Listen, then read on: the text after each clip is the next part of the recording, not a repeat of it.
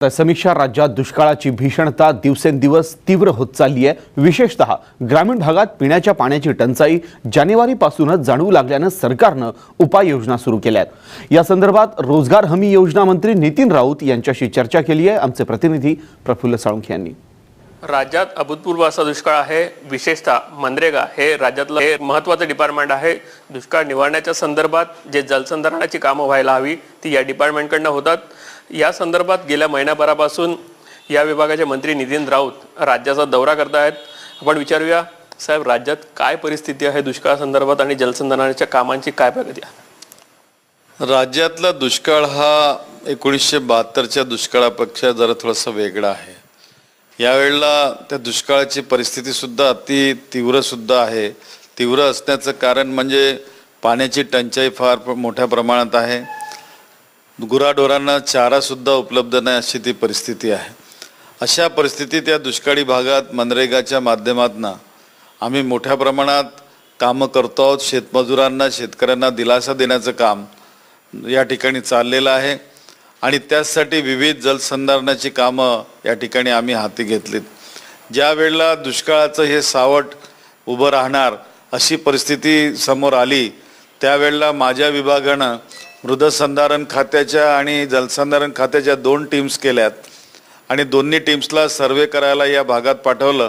सर्वे करून त्याच्या रिपोर्ट्स मागवल्यात आणि त्या रिपोर्ट्सवर आधारित कार्यक्रमाची आम्ही रचना केली। ती रचना करत असताना एक परमानंट ॲसेट क्रिएट होईल त्या पद्धतीची होती, तर दुसरी शॉर्ट टर्म सारखी होती, तात्पुरती सोय कशी करता येईल अशी।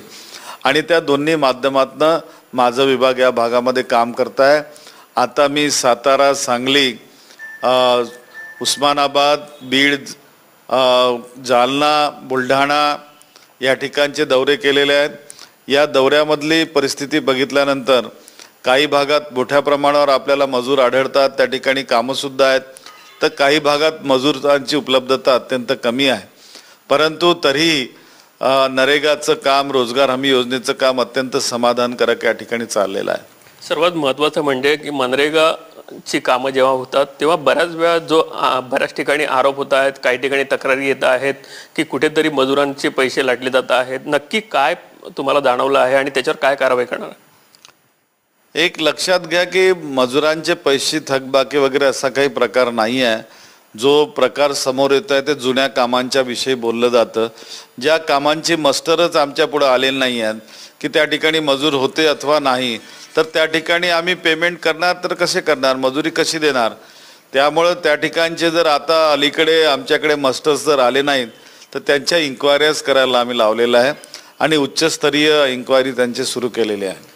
सामाजिक वनीकरण असेल, तुमचं डिपार्टमेंट असेल, कुठेतरी एकत्रीकरण येऊन या राज्यामध्ये ठोस की एक मोठं कार्य उभं राहू शकेल असं जेव्हा दिसतं आहे, तर या संदर्भात पुढे काही हालचाली सुरू आहेत किंवा काही बोलणं सुरू आहे? हे बघा, या खात्याची जबाबदारी जेव्हा मी स्वीकारली तेव्हापासून सातत्यानं काम करतो आहे। नरेगा ही 345 कोटीवर होती, ती 1600 कोटीवर मागच्या वर्षी गेली आणि आता चालू वर्षी 2400 कोटीवर आता आम्ही पैशाचं निधीचं वाटप या ठिकाणी केलेलं आहे। याचा अर्थ नरेगाची कामं मोठ्या प्रमाणात सुरू आहेत। 2.5 लाख मतदार अजूनही कामावर आहेत आणि अशा पद्धतीने आम्ही काम करतो आहोत। सामाजिक वनीकरणामध्ये नवीन प्रकारचं धोरण अवलंबण्याची गरज होती, त्यामुळं त्यासंबंधी आम्ही अरुण बोंगीरवार माजी मुख्य सचिव यांच्या अध्यक्षतेखाली काही एक्सपर्ट्स लोकांची अभ्यास समिती तयार केली आहे। त्यांचा अहवाल लवकरच येईल आणि नवीन धोरण आम्ही सामाजिक वनीकरणाचं आणणार। या ठिकाणी आम्ही काम करत असताना जलसंधारणामध्ये कसा बदल होऊ शकेल, त्यासाठी त्याचा वेगळा संवर्ग कसा तयार करता येईल या दिशेने पावलं टाकलेली आहेत। तर माझी मालगुजारी तलाव हे ॲडव्होकेट किंमतकरांच्या अध्यक्षतेखाली एक अभ्यास गट तयार करून त्याचं रिनोव्हेशन कसं करता येईल या संबंधीचा कार्य अहवाल आम्ही नुकताच प्राप्त झालेला आहे आणि त्यावर काम सुरू आहे। आणि अशा पद्धतीने राज्यामध्ये कशा प्रकारे चांगल्या पद्धतीनं जलसंधारणाची वाटचाल राहू शकेल, पुढचं भवितव्य जलसंधारण विभागाचं काय राहणार हे त्याच्या कामावर अवलंबून राहणार आहे, हे दाखवण्यासाठी निरंतरपणे कार्य करत आहोत। नक्कीच तुम्ही म्हणाले की महाराष्ट्रात जेव्हा मी फिरतो आहे तेव्हा पाणी म्हणजे या दुष्काळाचं सर्वात मोठं जे समोर येतं चित्र की सर्व पाण्याची खूप अभाव आहे। कुठेतरी लोकांमध्ये जागृती होते की पाणी हे जीवन आहे, त्याच मृदूसंधारणाचे असेल जलसंधारणाची कामं आपल्याला करायला हवी. कुठेतरी पॉझिटिव्ह रिस्पॉन्स मिळतोय.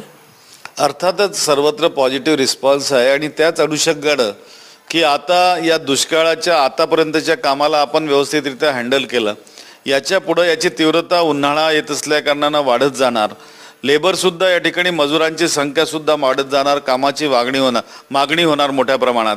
आणि म्हणून यावर कशी आपल्याला भूमिका घेतली पाहिजे, दुष्काळ परिस्थितीवर मात करण्यासाठी काय करता येणं शक्य आहे, सध्याची वर्तमान स्थिती काय आहे आणि पुढचा रोडमॅप आमचा कसा असला पाहिजे या संबंधीचं आम्ही नियोजन केलेलं आहे. नक्कीच शासनाच्या वतीनं विविध उपाययोजना होत आहेत. त्यासाठी नागरिकांनीही जलसंधारणाच्या कामांसाठी पुढाकार घ्यायला हवा असंच मत नितीन राऊत यांनी व्यक्त केलं. कॅमेरामन अनिल सौंदर्यासह प्रफुल्ल साळुंखे, साम टीव्ही, मुंबई.